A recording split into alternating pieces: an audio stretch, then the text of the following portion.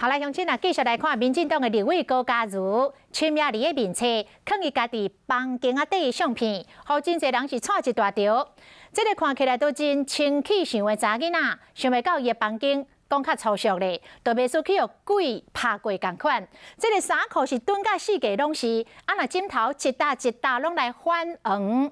高嘉瑜讲伊实在无时间查整理，嘛有可能是一种的病蹲物症。精神科的医师讲，这个蹲物症是摒袂掉回忆，这无法度治疗，只会当靠别人帮忙甲断舍离，就是帮伊甲这物件断掉。哎呦喂啊！咱来看立委高嘉瑜的房间，堆。跳呀跳过山哟。其实我现在这样的收纳方式，我觉得找衣服非常方便，因为我一目了然就知道说我有哪些衣服，可以很快速的从里面挑一件自己喜欢的衣服。我找到衣服之前，先看到蟑螂出现。没有看过蟑螂，有看过壁虎。高嘉瑜显互大家看，伊做10年的房间，含伊即阵共款，有够精彩的。大家目睭白甲金，拢伫咧看一粒镜头，毋知影几百年无洗啊！哎哟，哪只太过？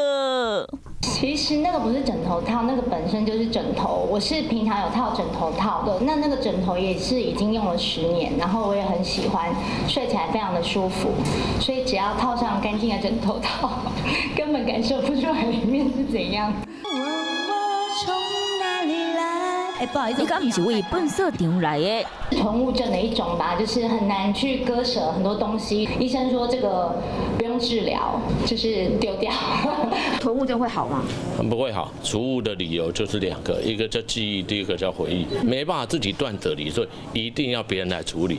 最近因为买房经济的高嘉瑜，互人拢伫咧家讨论，毋若囤厝佮囤物件。精神科医师认为，囤物件的镜头无法度治疗，干来当靠别人家斗3工。